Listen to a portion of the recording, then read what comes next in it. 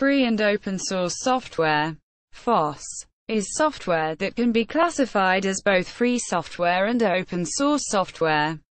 That is, anyone is freely licensed to use, copy, study, and change the software in any way.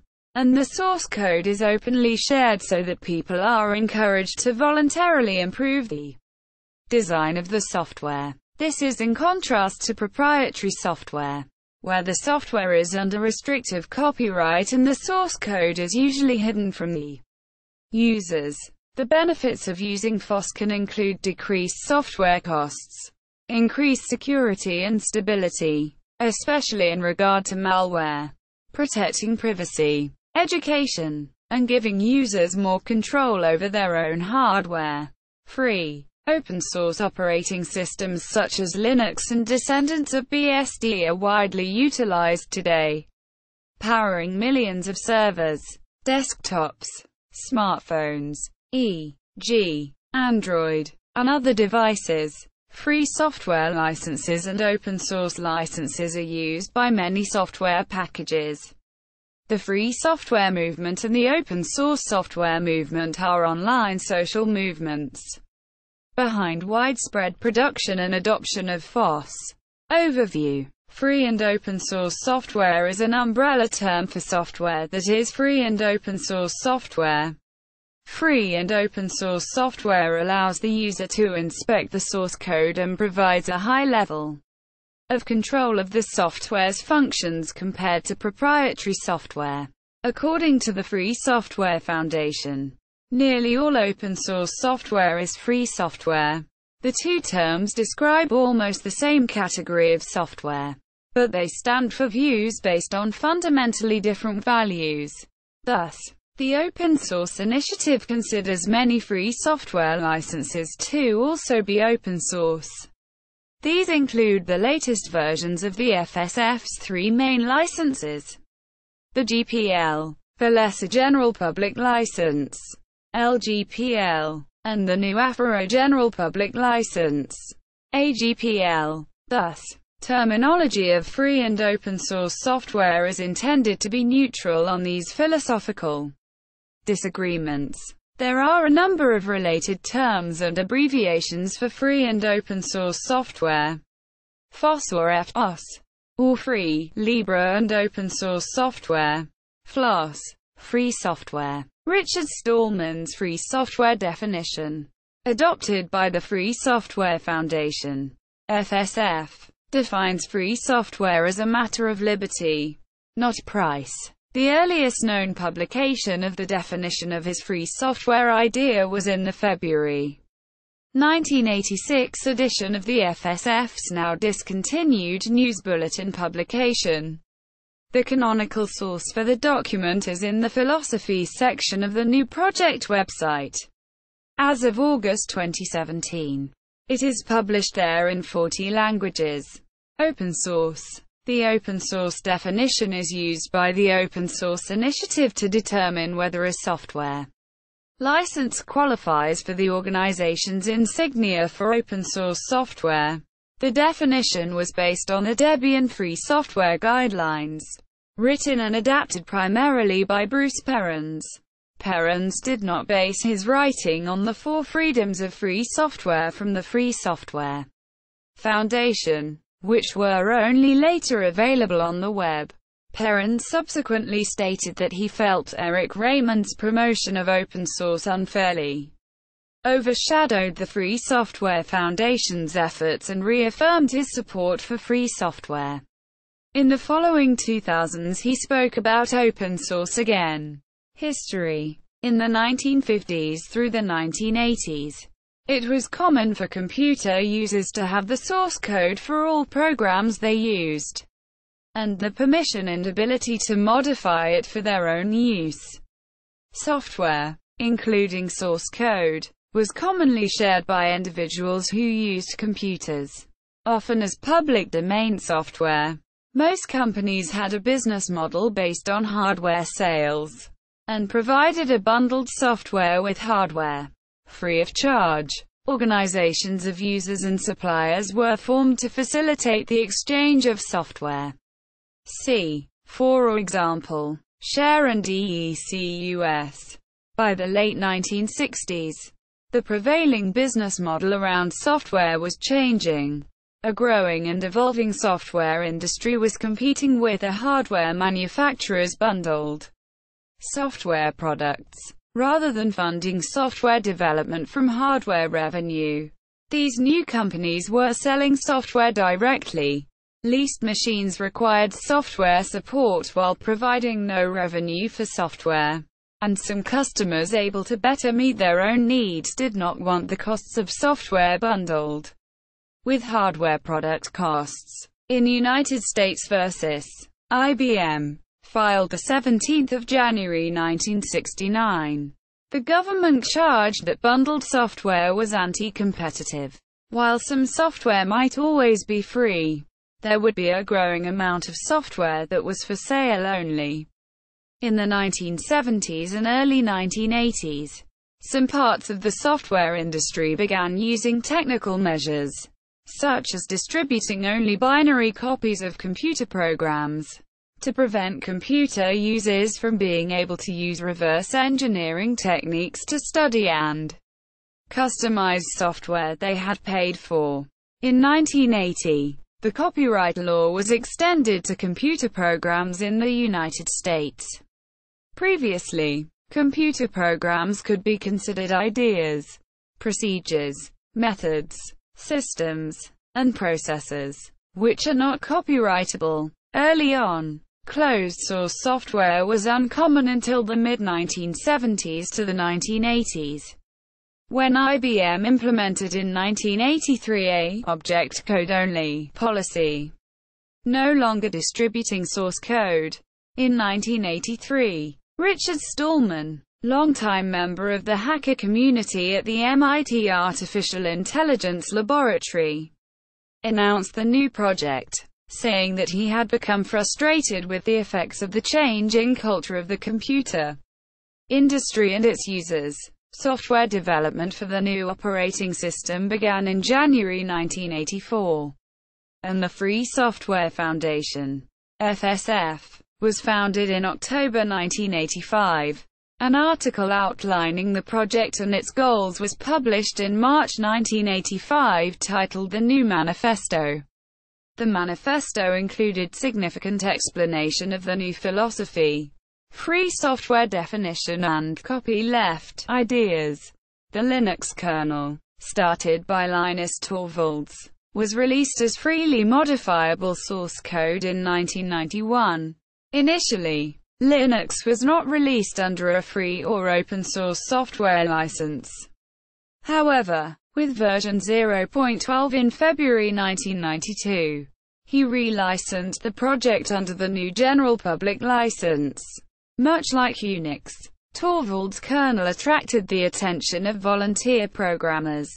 FreeBSD and NetBSD, both derived from 386 Bahamian dollars, were released as free software when the US LV-BSDI lawsuit was settled out of court in 1993. OpenBSD forked from NetBSD in 1995. Also in 1995, the Apache HTTP server, commonly referred to as Apache, was released under the Apache License 1.0. In 1997, Eric Raymond published The Cathedral and the Bazaar, a reflective analysis of the hacker community and free software principles. The paper received significant attention in early 1998, and was one factor in motivating Netscape Communications Corporation to release their popular Netscape Communicator Internet Suite as free software. This code is today better known as Mozilla Firefox and Thunderbird. Netscape's act prompted Raymond and others to look into how to bring the FSF's free software ideas and perceived benefits to the commercial software industry. They concluded that FSF's social activism was not appealing to companies like Netscape, and looked for a way to rebrand the free software movement to emphasize the business potential of sharing and collaborating on software source code. The new name they chose was open source, and quickly Bruce Perens, publisher Tim O'Reilly, Linus Torvalds, and others signed on to the rebranding. The Open Source Initiative was founded in February 1998 to encourage use of the new term and evangelize open source principles. While the Open Source Initiative sought to encourage the use of the new term and evangelize the principles it adhered to, commercial software vendors found themselves increasingly threatened by the concept of freely distributed software and universal access to an application's source code.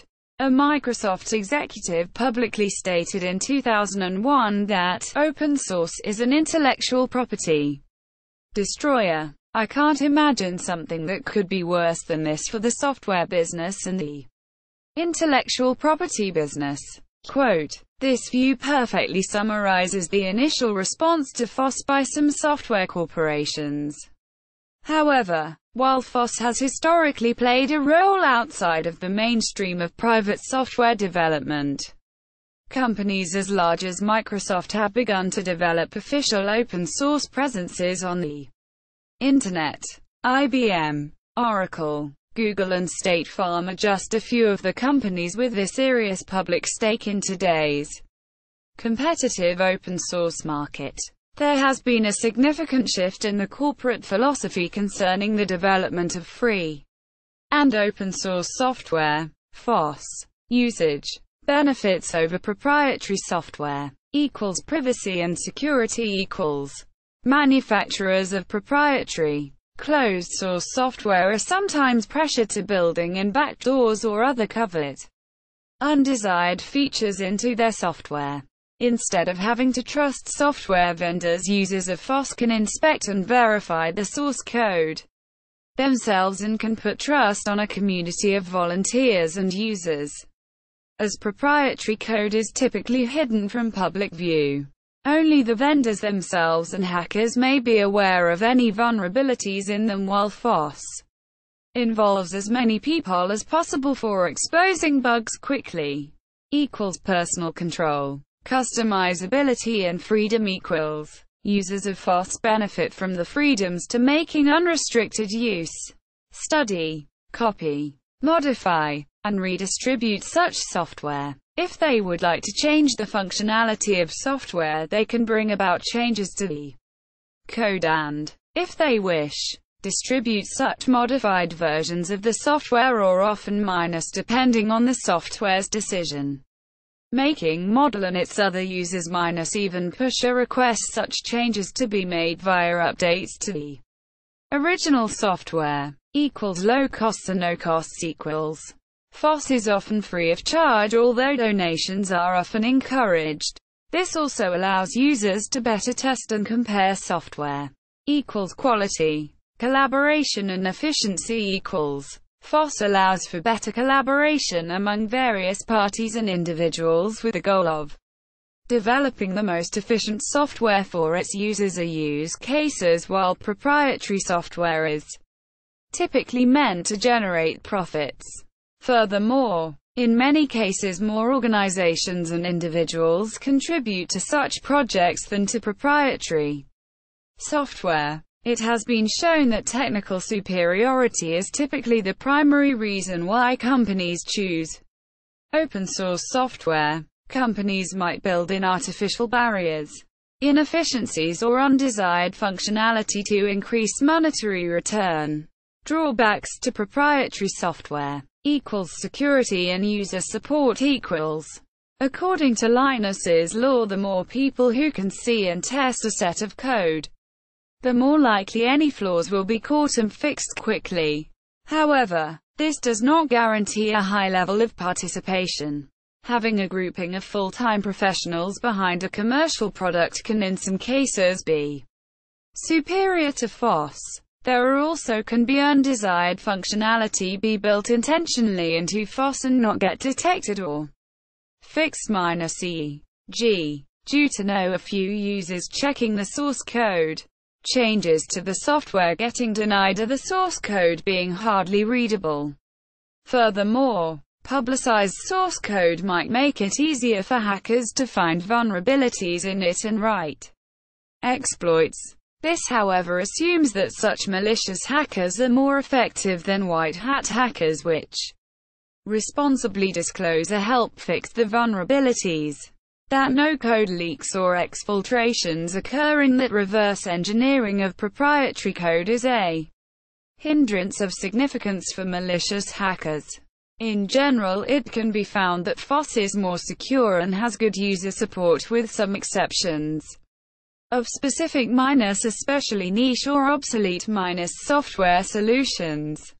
Hardware and software compatibility often FOSS is not compatible with proprietary hardware or specific software.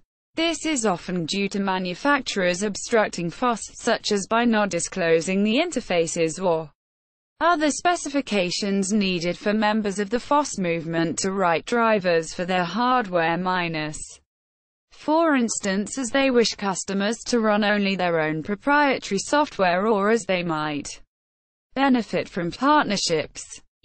Bugs and missing features While FOSS can be superior to proprietary equivalents in terms of software features and stability, in many cases FOSS has more unfixed bugs and missing features when compared to similar commercial software. This varies per case and usually depends on the level of interest and participation in a FOSS project. Furthermore, unlike with typical commercial software, missing features and bug fixes can be implemented by any party that has the relevant motivation, time and skill to do so.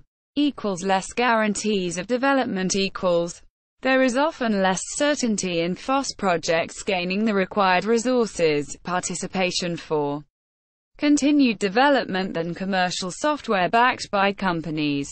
However, companies also often abolish projects for being unprofitable, and often large companies rely on and hence co-develop open source software. Missing applications As the FOSS operating system distributions of GNU Linux has a lower market share of end users, there are also fewer applications available. Technical skills and user-friendliness GNU Linux may require more effort or technical knowledge to set up and maintain. As many GNU Linux users make extensive use of the command line, many applications lack user-friendliness, such as a GUI. Adoption by governments. Adoption by supranational unions and international organizations. In 2017, the European Commission stated that EU institutions should become open-source software users themselves, even more than they already are, and listed open-source software as one of the 9 key drivers of innovation. Together with big data, mobility, cloud computing and the Internet of Things. Production, issues and incidents. GPLv3 controversy. While copyright is the primary legal mechanism that FOSS authors use to ensure license compliance for their software, other mechanisms such as legislation, patents, and trademarks have implications as well. In response to legal issues with patents and the Digital Millennium Copyright Act, DMCA, the Free Software Foundation released version 3 of its new public license in 2007 that explicitly addressed the DMCA and patent rights. After the development of the new GPLv3 in 2007, the FSF, as copyright holder of many pieces of the new system, updated many of the new program's licenses from GPLv2 to GPLv3. On the other hand, the adoption of the new GPL version was heavily discussed in the FOSS ecosystem. Several projects decided against upgrading. For instance, the Linux kernel, the BusyBox project, ADVFS, Blender, and as also the VLC media player decided against adopting the GPLv3. Apple, a user of GCC and a heavy user of both DRM and patents, switched the compiler in its Xcode from GCC to Clang, which is another FOSS compiler but is under a permissive license. LWN speculated that Apple was motivated partly by a desire to avoid GPLv3. The Samba project also switched to GPLv3. So Apple replaced Samba in their software suite by a closed-source, proprietary software alternative. Skewed prioritization, ineffectiveness and egoism of developers. Leemwe criticizes the prioritization of skilled developers who minus instead of fixing issues in popular applications and desktop environments minus create new, mostly redundant software to gain fame and fortune. He also criticizes notebook manufacturers for optimizing their own products only privately or creating workarounds instead of helping fix the actual causes of the many issues with new Linux on notebooks, such as the unnecessary power consumption. Commercial ownership of open source software. Mergers have affected major open source software. Sun Microsystems, Sun, acquired MySQL AB, owner of the popular open source MySQL database, in 2008. Oracle in turn purchased Sun in January 2010, acquiring their copyrights, patents, and trademarks. Thus, Oracle became the owner of both the most popular proprietary database and the most popular open-source database. Oracle's attempts to commercialize the open-source MySQL database have raised concerns in the FOSS community, partly in response to uncertainty about the future of MySQL. The FOSS community forked the project into new database systems outside of Oracle's control. These include Mariads, Percona, and Drizzle. All of these have distinct names. They are distinct projects and cannot use the trademarked name MySQL. Legal cases Oracle v. Google . In August 2010, Oracle sued Google, claiming that its use of Java in Android infringed on Oracle's copyrights and patents. The Oracle v. Google case ended in May 2012, with the finding that Google did not infringe on Oracle's patents, and the trial judge ruled that the structure of the Java APIs used by Google was not copyrightable. The jury found that Google infringed a small number of copied files, but the parties stipulated that Google would pay no damages. Oracle appealed to the Federal Circuit, and Google filed a cross-appeal on the literal copying claim. Oracle won the appeal, but Google won a subsequent retrial in 2016, as part driver of a new socio-economic model. By defying ownership regulations in the construction and use of information minus a key area of contemporary growth minus the free, open-source software, FOSS movement counters neoliberalism and privatization in general. By realizing the historical potential of an economy of abundance for the new digital world, FOSS may lay down a plan for political resistance to show the way towards a potential transformation of capitalism. Benkler's New Economy. According to Yochai Benkler, Jack N., and Lillian R. Berkman, professor for entrepreneurial legal studies at Harvard Law School, free software is the most visible part of a new economy of commons-based peer production of information, knowledge, and culture. As examples, he cites a variety of FOSS projects, including both free software and open source. This new economy is already under development. To commercialize FOSS, many companies move towards advertisement-supported software. In such a model, the only way to increase revenue is to make the advertisement more valuable. Facebook was criticized in 2011 for using novel methods of tracking users to accomplish this. This new economy has alternatives. Apple's app stores have proven very popular with both users and developers. The Free Software Foundation considers Apple's app stores to be incompatible with its GPL and complained that Apple was infringing on the GPL with its iTunes terms of use, rather than change those terms to comply with the GPL. Apple removed the GPL licensed products from its app stores. See also. Notes. Sources. Further reading.